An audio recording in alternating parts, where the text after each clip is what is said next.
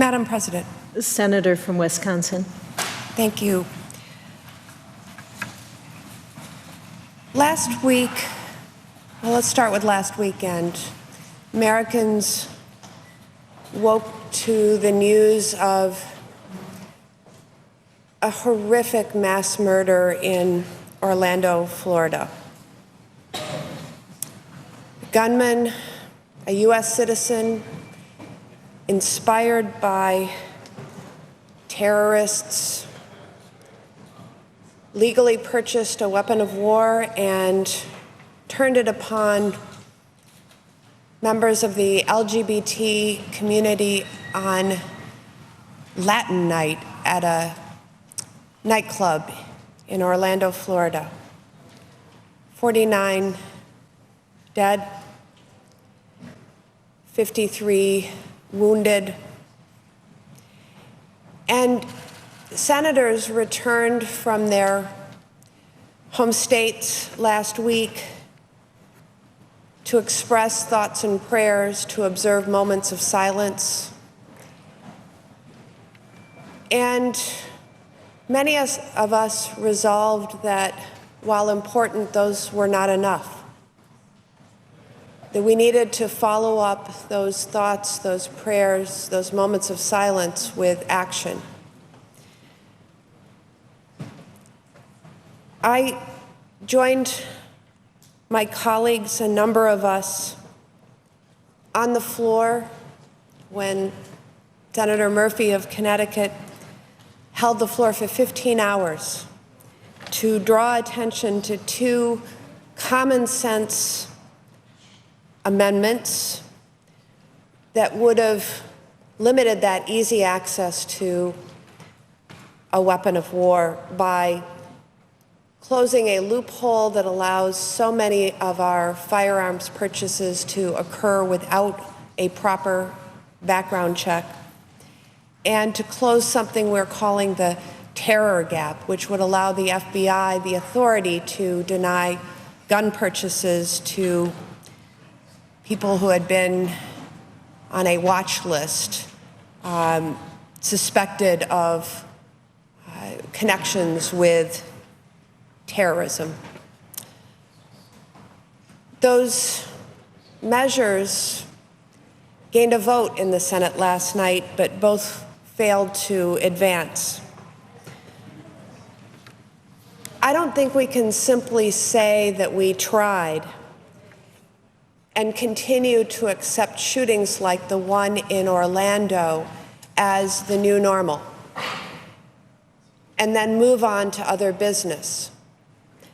Especially, and I might add, our procedural posture right now, especially as the Senate has before us, at this period in time, the Commerce, Justice, Science Appropriations Bill, a measure in which we can prioritize our response to this tragedy and the preceding tragedies through amendment and perfecting the measure before us. You know, Americans are demanding more.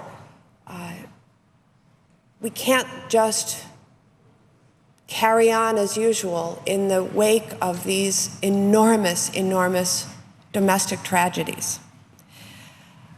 Wisconsinites are demanding more. Just in this last week, I received heartbreaking communications from my constituents asking us to act. I wanted to briefly share two.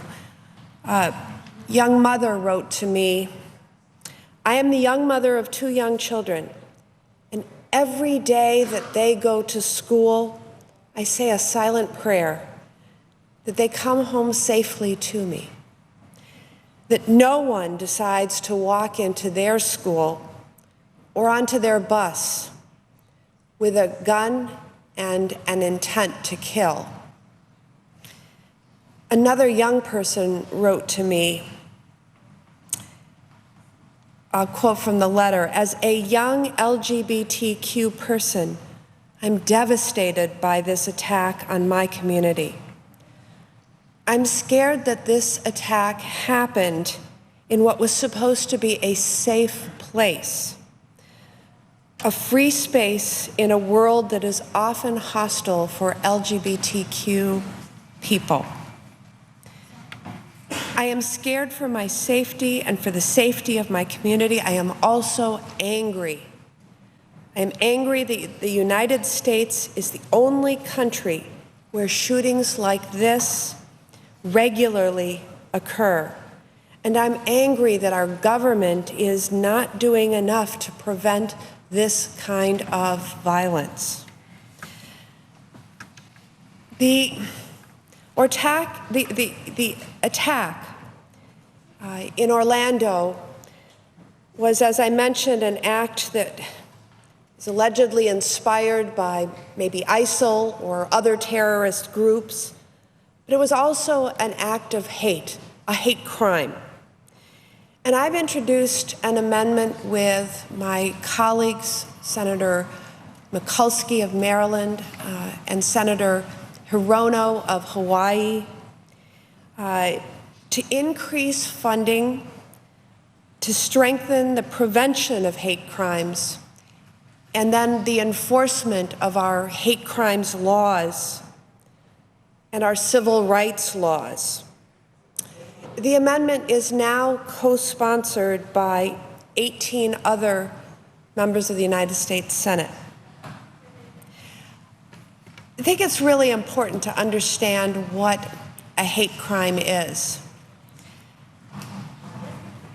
A hate crime is a crime, first off. There has to be an underlying criminal act. So it's not about hate thought or hate speech. It's about a crime wherein the victim of the crime or victims of the crime are targeted based on a particular characteristic. Sometimes we hear about hate crimes committed against the LGBT community based on sexual orientation or gender identity. But hate crimes are often perpetrated against people on the basis of religion or race or ethnicity or gender.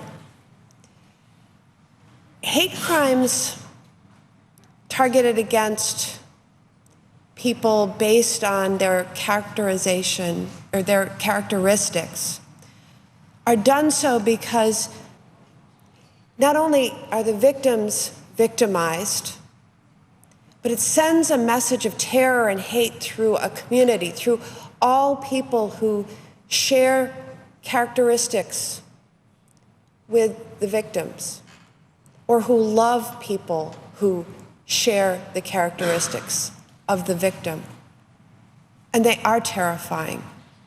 And they do deserve, as we have chosen to do in the United States of America, to be treated very specifically as hate crimes. It's only recently that the United States of America recognized hate crimes against members of the LGBT community or against women or against people with disabilities through the passage of the Matthew Shepard and James Byrd Jr. Hate Crimes Prevention Act. There are too many of these hate crimes in the news these days.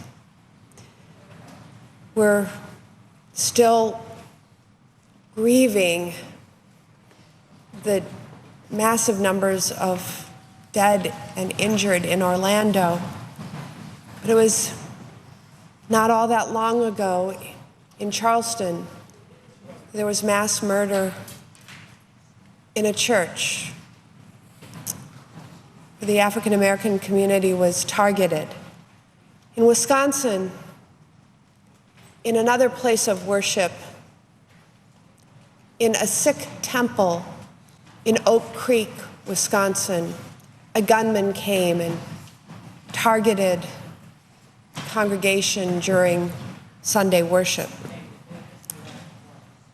Now, in America, hate crimes overall are declining.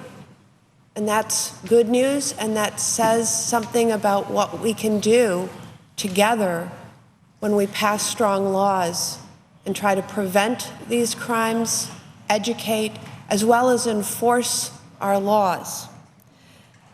But I'm sad to share that while overall our hate crimes are declining, those against some groups, most notably Muslims and members of the LGBT community, are on the rise.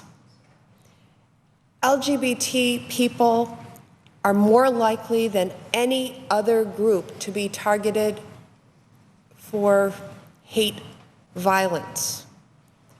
And LGBT people of color, and particularly transgender women of color, are at the very greatest risk. So the amendment that I have offered along with my colleagues, Senator Mikulski and Senator Hirono, would provide in the Commerce, Justice, Science Appropriations Bill additional funding for the Civil Rights Division to focus on hate crimes prevention on one hand, but also enforcement and prosecution of those crimes when they occur. This amendment will provide important tools to the Justice Department that they need to combat discrimination and hatred in communities across this country. We're pleased to have a large number of human rights organizations in this country endorse this as an important step forward. We need to take action. We need to do more to address terrorism, to address gun violence, and to address hate crimes. And I urge my colleagues in the Senate to join me in calling for a vote on this amendment and supporting it when we get that opportunity. Madam President, I yield the floor and note the absence of a quorum. The clerk will call the roll. Mr. Alexander.